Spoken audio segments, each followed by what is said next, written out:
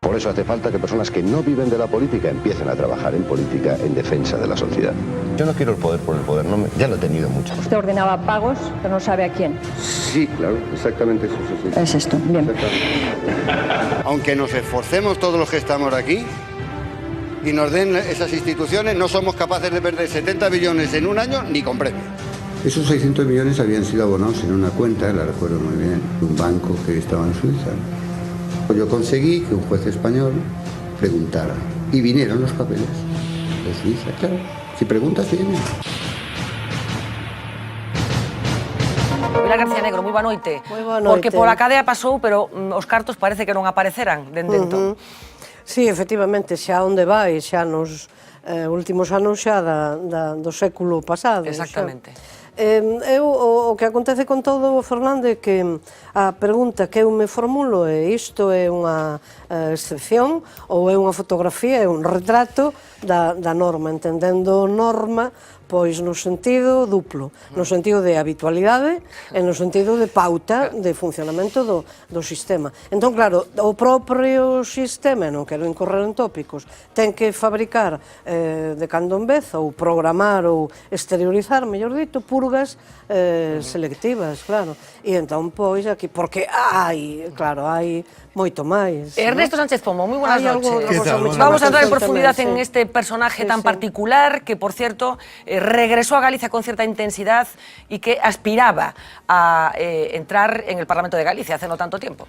Aspiraba y llegó a meter el miedo en el cuerpo. A más de uno, efectivamente. A más de uno llegó a meter el miedo en el cuerpo.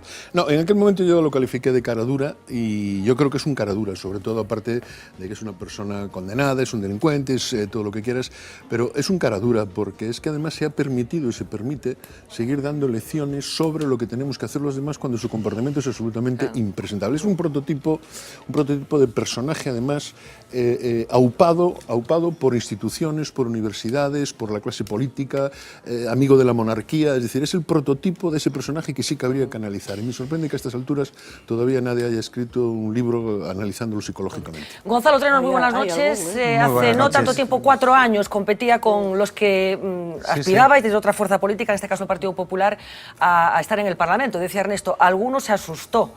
Creo recordar que en las filas del partido en el que tú militas entró algún susto en el cuerpo por si alguien podía elegir a Conde como opción.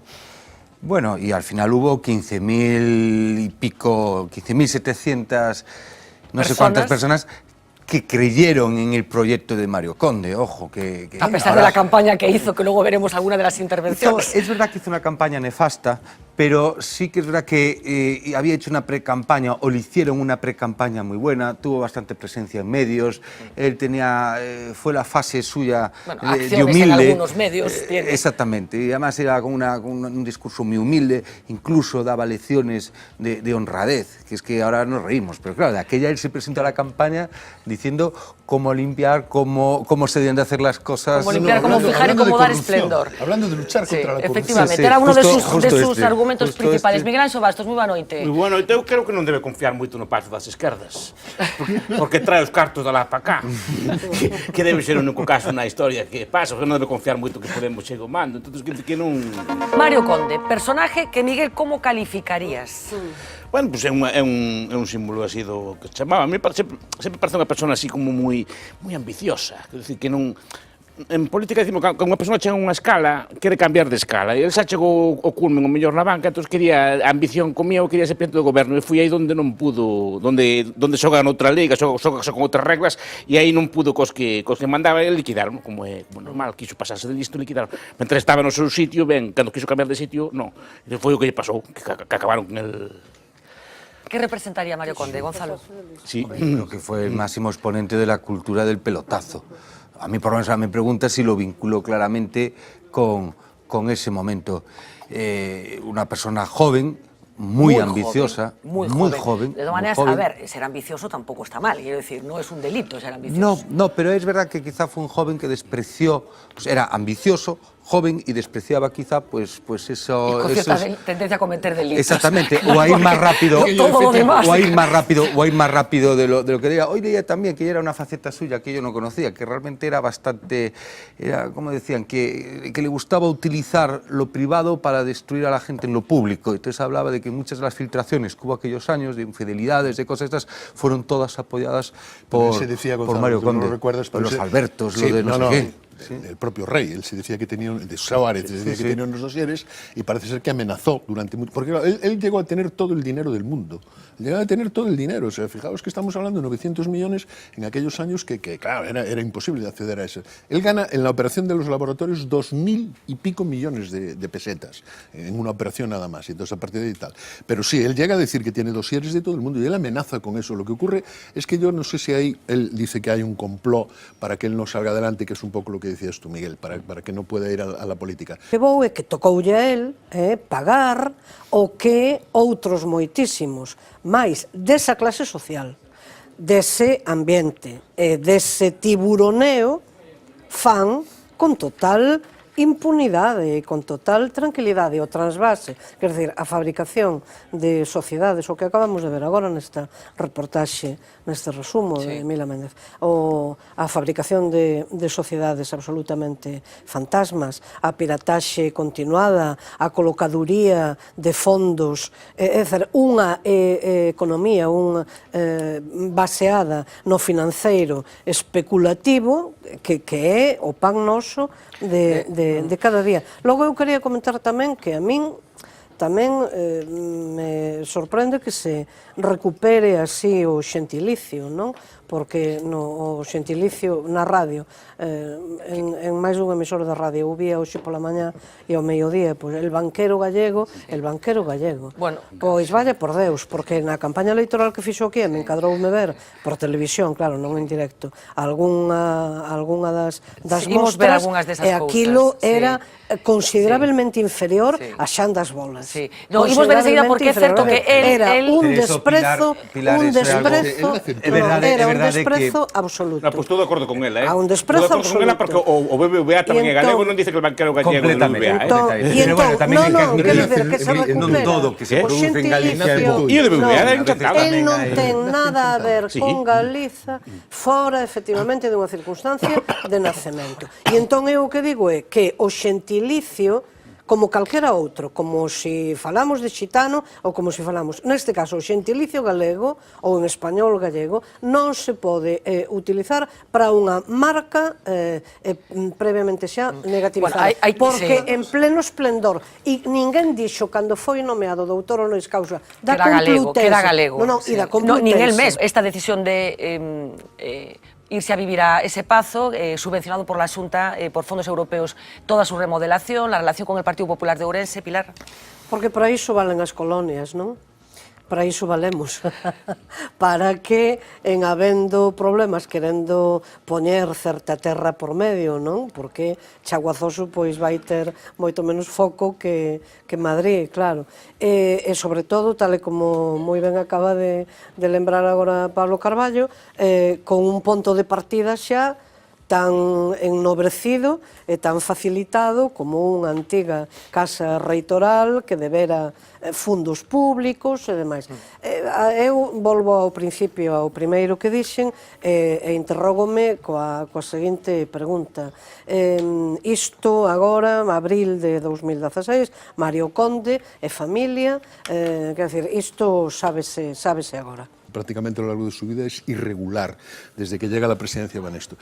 Y yo creo que en Ourense se le dan una serie de condiciones para que él desarrolle su actividad personal. Es decir, él recurre a Ourense donde, según acaba de contar Pablo, hay un pazo pagado con con fondos europeos dedicado a Casa de Turismo Rural, no sé qué y tal, que le ofrece eso. ¿Cuántos sitios más le ofrecen eso? Pues a lo mejor pocos, ¿no? Entonces, yo creo que todo el entorno, todo lo que él busca, todas sus actividades tienen una carga de ilegalidad y de irregularidad, ¿no? Y ahí pues se encuentra cómodo, él hace unas amistades, va a las conferencias, da conferencias, la gente pues me imagino que la clase política en ese momento, de Orense al menos, pues lo jalea y lo apoya como anteriormente habían hecho las universidades, corregidme si me equivoco, la Universidad de Santiago, yo también creo que también lo nombró doctor honoris causa, ¿no? No lo sé, yo creo que sí, o por lo menos lo recibió en la universidad, yo recuerdo algo de eso. La Complutense Pilar con presencia de su majestad el rey, es decir, la Complutense con presencia cuando era el rector Villapalos, nada menos, o sea, quiero decir, entonces, en ese perfil, en esa existencia de irregularidades... Hay que asumir nas orlas universitarias, hai que asumir a historia, e efectivamente, por que lle retiran a fotografía? Bueno, a fotografía, a ver, non foi unha retirada oficial, foi unha retirada dos alumnos que decidiron que non foi que a universidade retirara. Bueno, pues hai que asumir o que se fai, claro. A ver, Gonzalo. Non era modelo. Yo creo que primero, o sea, Mario Conde es lo que es y tiene tal. De ahí empezar a sacar más derivadas, empezar a sacar complicidades y que si eligió Ores, si os eligió otro sitio para tal... Aquí hay una cosa, la complicidad, su relación con Baltar es pública y reconocida por ambos. Exactamente, pero no creo que tenga nada que ver con la repatriación ni con nada de eso. Estuvo en una casa hecha con fondos públicos. Era su origen, él decía que pero Gonzalo, no sé cuánto. Estuvo en una casa con fondos europeos, ¿sí o no? Le compró una casa al suegro de Baltar, ¿sí o no? Es decir, vayamos con datos concretos. ¿Tú crees que hay algo delictivo ahí? No, a ver, Ernesto, yo creo que ya... Mira, muchas cosas tal, pero ¿tú crees que hay algo delictivo ahí? ¿Tú crees que en eso hay algo delictivo? Es que no, si pero mira, no sé si es delictivo, pero irregular por lo menos... Con Mario Conde hubo muchísima gente que le entrevistó, hubo muchísima gente que... negocios dio muchas conferencias y no creo que todos la compartiten. Un dos nosos. Mario Conde, mucha responsabilidad tuvieron los que en su momento se creyeron lo suyo. Muchos de los cómplices que se creían que un personaje pues mesiánico, como era él, pues que era fantástico. Una persona tocada por la historia, tocada por el destino para ser algo grandísimo y tal. Una persona con una soberbia sin límite, que no tenía límites. Oye, pues los que le tocó compartir eso, los que le tocó ponerlo en un trono, los que le tocó hacerle la pelota y llevarlo de un sitio a otro como si fuese un santo, pues que respondan.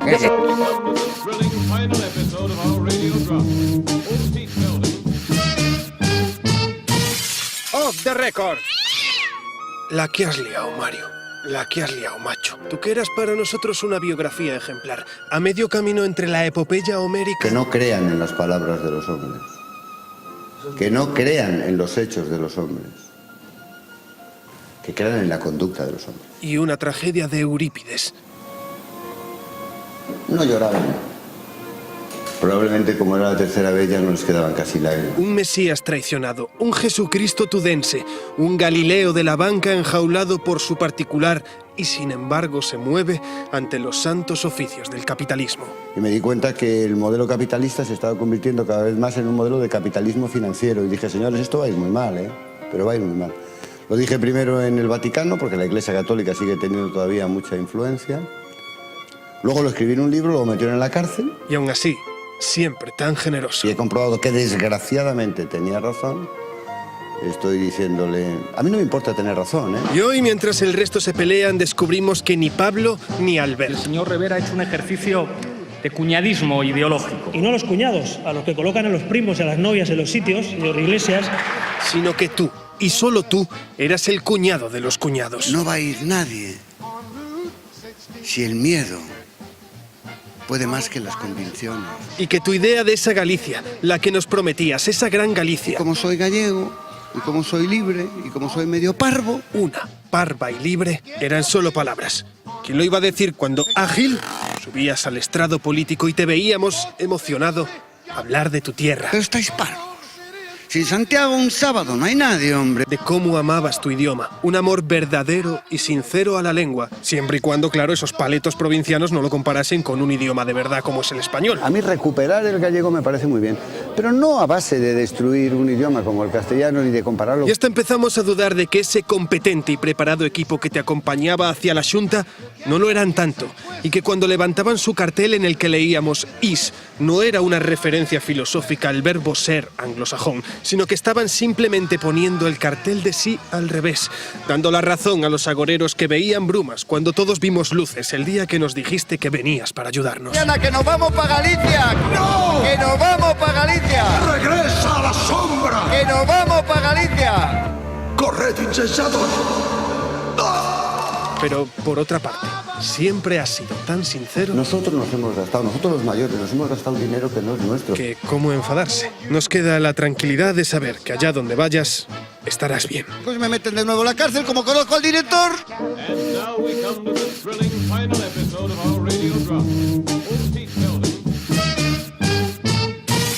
Off the record. La organización política Podemos elige su secretario xeral para Galicia y el anuncio se realiza desde la bellísima ciudad de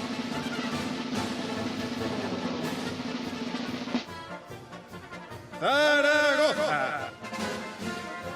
Bueno, pues singularidades de la nueva política. Gonzalo Caballero, muy buenas noches. ¿Te imaginas al PSDG anunciando el nombre de su secretario xeral desde Sevilla, por ejemplo? Bueno, la imaginación es infinita y no tiene límites. Es decir, que no tenía noticia, había leído la noticia de quién había sido la persona electa, pero no tenía ninguna noticia de cómo había sido el proceso. Son procesos telemáticos y esto debe ser la nueva política. Bueno, pero quiero decir que es el secretario de organización, que en este caso es Pablo Echenique, que como está en Zaragoza consideran que es el lugar desde el que se tiene que comunicar el nombre de la nueva secretaria xeral de Podemos, que efectivamente es Carmen Santos. Manolo Lago, moi boa noite. É normal isto? Ou é descoñecer absolutamente por parte de Podemos cal é a realidade deste país? Primeiro unha broma, non? É mellor Zaragoza que Madrid, non? Parece que... Pero que tes algo contra Madrid? Madrid significa, non? O centralismo político. Digamos, Zaragoza ou Logroño, que se informe desde aí, pois parece que forma parte de algo difuso, non? Más en serio, non? En termos políticos, evidentemente, non? Quero decir, Podemos Galicia ten que ter a estructura, a capacidade política, a capacidade organizativa de ser eles os que protagonicen dende o seu discurso político a súa organización, a elección dos seus dirixentes, das súas dirixentes e tamén a expresión pública deso. Así, pois ao seu que tiña que salir era o presidente da Xestora de Galicia, Buitrón, e ao seu lado tiña que estar Carmen Santos dando explicacións. Carmen Santos vai estar enseguidiña con nós, falaremos con ela dende a delegación de Vigo. Jorge González Gurriara, moi buenas noches. Muy buenas Acabamos noches. de hablar de Benposta y sé que tienes ganas de hacer alguna postilla a la intensidad que acabamos de vivir. Dos cosas, una sobre Benposta y otra sobre lo que acabas de preguntar. Solo de Benposta, la verdad es que la entrevista maravillosa, pero me hubiera incluso gustado estar a mí, porque yo tuve la oportunidad de vivir toda la etapa inicial, la puesta en marcha de la Ciudad de los Muchachos. El cura Silva, fuimos muy amigos. Y yo, desde luego, aprovecho que ha habido la entrevista y reivindicar, sinceramente, por todas mis vivencias junto al padre Silva, el reconocimiento. A pesar de errores, a lo mejor, de última hora, el reconocimiento, sin duda alguna, total y absoluto a una obra inédita en el mundo, hasta el padre Silva, y que la han oscurecido todos, lo cual... Entre ellos me siento yo culpable y lo reivindico. Y déjame decir una cosa respecto a Podemos. No, simplemente apostillar, que creo que ha quedado clara esa sensación por parte de Jesús Silva, del exalumno del padre Silva, esa amargura que destilan en estos momentos como consecuencia de lo que ha sucedido con la obra de su tío. Y es verdad, se hicieron cosas en Ourense en aquellos años que no se habían hecho en el mundo. Me quedo con aquel titular que ya dábamos. En Ourense estaba la única escuela de circo que había en Europa, a excepción de Moscú. Había una en Moscú y la otra estaba en Ourense, con una concepción del circo sin animales, bueno, del que después bebieron experimentos tan exitosos como pues el Circo del Sol. Yo te puedo contar de la etapa del cura con la moto. Otro día, porque creo que los de Ourense, cuando nos ponemos a hablar de nuestras ourensanías, no paramos. Déjame decir una cosa del tema de Podemos. Este anuncio de Echenique desde Zaragoza, con todo mi respeto hacia el nuevo secretario de organización, es una evidencia más de que dentro de este amalgama que se ha montado en Galicia y que ha sido abrirle la puerta a Podemos gratuitamente, con la complicidad fundamental de Beiras, es una demostración palpable del desprecio que Podemos hasta ahora ha tenido para con Galicia, a diferencia de Valencia, Cataluña y el País Vasco. Es lamentable, pero ellos son los culpables. Bueno, enseguida decía cómo vamos a escuchar a Carmen Santos, a ver qué punto de vista tiene sobre esto también. Julio Sequeiros, completo los saludos, muy buenas noches. Hola, buenas noches. ¿Alguna sensación con respecto a este asunto? Brevemente, por favor. Pues mira, cuando es el tema de reivindicar el derecho a decidir, no pinta nada Galicia, se reivindica únicamente para el caso de Cataluña y el País Vasco. Se prometió un grupo parlamentario que después resulta que no hubo. Y o sea, pero el papel de Podemos. La mezcla, por favor, que es que tengo la invitada esperando, por favor. Y ahora nos enteramos desde Zaragoza quién ganó las elecciones en Podemos en Galicia. ¿Por qué una persona decide crear una sociedad en Panamá? Bueno, cada uno, hay muchas razones. No, a ver, no, ya sé que hay muchas razones. No, pero... a ver, vamos a ver, pues, ya el otro día lo intentamos contar aquí con detalle. Desde luego, evadir al fisco puede ser un buen motivo, pero los hay todavía más graves. Claro, puede ser blanquear capitales, provienen de terrorismo internacional, de trata de armas, hay mil razones ahí y en otros lugares para intentar escapar. ¿Qué ocurre? Que frente a lo que es la competencia, el dumping fiscal o la competencia fiscal entre estados soberanos, aquí hay ciertas características especiales, que es que no hay transparencia, que no tienes allí más que una ficha y no tienes movimientos, claro. Y es un poco el escenario. Es que el asunto final de todo este... Perdona, sí. Digo que de todas estas explicaciones que se han ido escuchando, la de Bertín Osborne parece que se ha ido descomponiendo a lo largo del día, porque incluso la prensa lo trataba por la mañana, pues en muchos medios diciéndole, lo hizo para legalizar, es decir, daba una interpretación buenista. La más clara, y que si es veraz, pues lo va a eximir de todo, es la del ministro. Las razones boas, legítimas, legales, moralmente aceptables para constituir unha sociedade en Panamá cando ti eres español, non hai ninguna.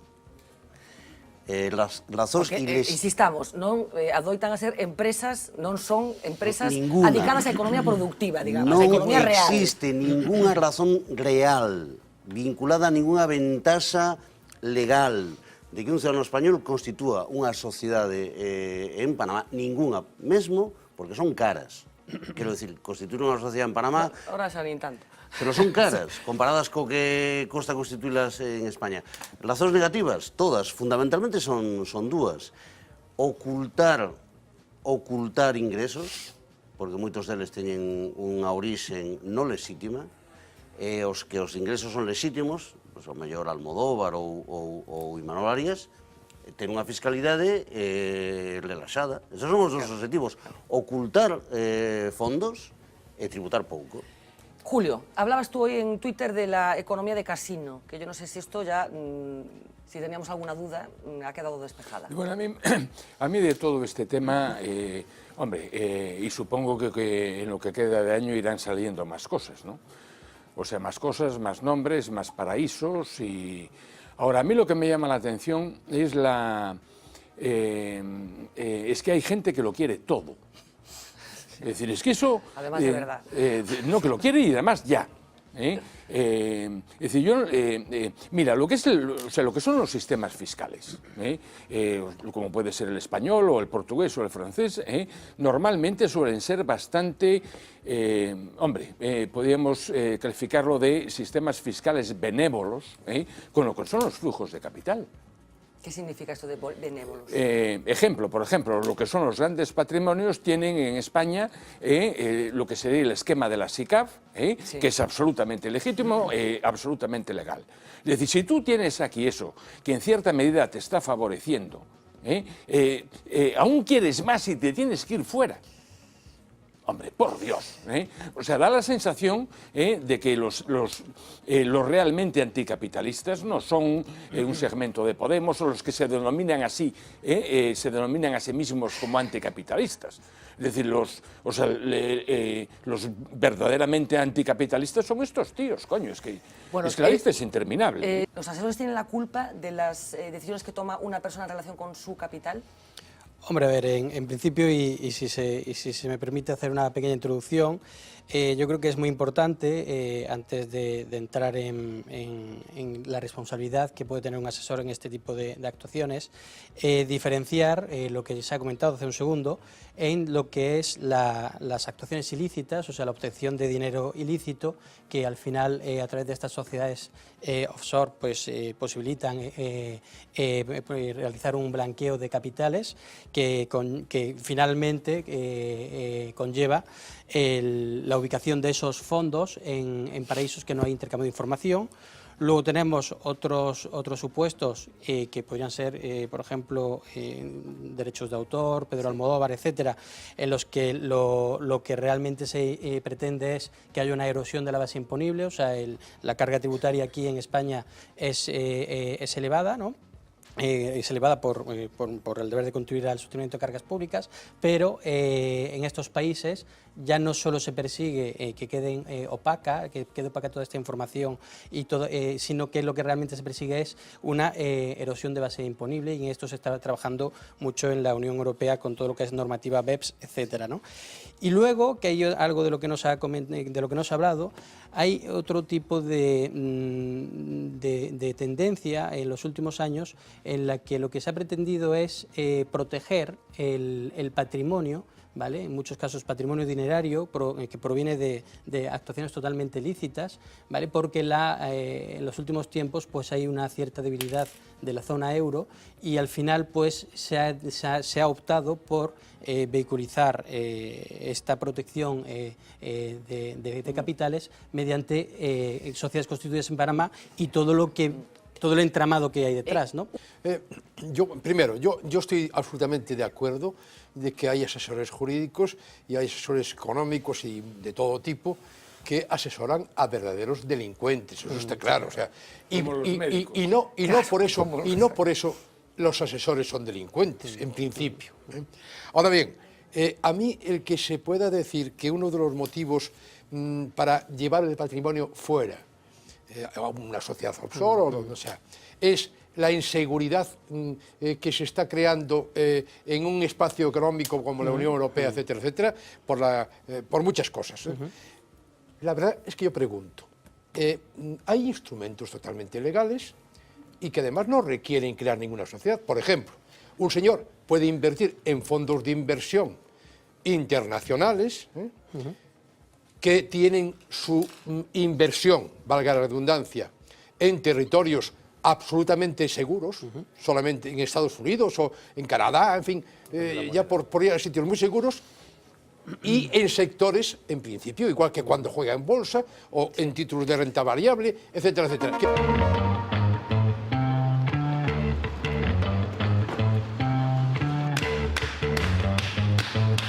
Estamos hartos de inacción, hartos de reuniones que no llevan a ninguna parte. Necesitamos un gobierno que resuelva nuestros problemas. Pero, ¿cuáles son nuestros problemas? Por eso hemos traído nuestro taburete de quejarse a la calle para que la gente nos diga qué le indigna o qué no le indigna. No, la verdad que me da igual. De la actual situación. Aquí arriba. Por favor. Ahí me caigo. Así está. No será una cámara oculta, ¿no? ¿Ya? Ya. Estoy harto de que no hagan más que aparecerse los españolitos de... Espérate, corta. Me indigna mucho que el señor Rajoy, después de 2 meses, ni siquiera se haya molestado en arreglar esta situación.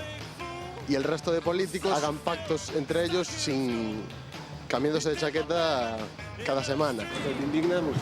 Muchísimo. Me indigna que realmente lo que buscan es su bienestar, y luego cuentan con el ciudadano. El ciudadano le interesa muy poco. Coño, no veas tú. Y que no arreglen lo de la reforma laboral, esto es lo primero. Estamos algunos cobrando esos 100 euros de mierda. Al señor Rajoy a ver si puede vivir con 500 euros. A ver qué le parece. porque el resto de la gente está pasando hambre, comen de los contenedores y de todo. Ponte en lugar nuestra y ya verás como las cosas no son tan fáciles. Ahí arriba lo ves muy fácil porque cobras mucho dinero, pero aquí abajo todos tenemos que curarnos el pan. Y al resto le diría a los que, bueno, porque son los que están... Y si no quieren que España vaya mal como muchos países y como Venezuela, que es el país donde yo vengo, que por favor piensen bien las cosas. Estoy harto de que salgan en todos los programas haciendo de que ellos no son corruptos, todos los demás políticos, y al final acaben todos en los papeles de Panamá. Yo creo que los políticos deben de cumplir con su deber y que se dejen de zarandajas y nada más, y que tengan que hacer lo que tienen que hacer, que por eso les hemos votado. Aunque entre estar sin gobierno los 2 meses que llevamos y el gobierno que había anterior, pues yo tampoco encontré mucha diferencia. Da igual si es de derecha, de izquierda, de centro, me da igual, pero que piensen bien las cosas y piensen en la gente que es la que lo está pasando realmente mal.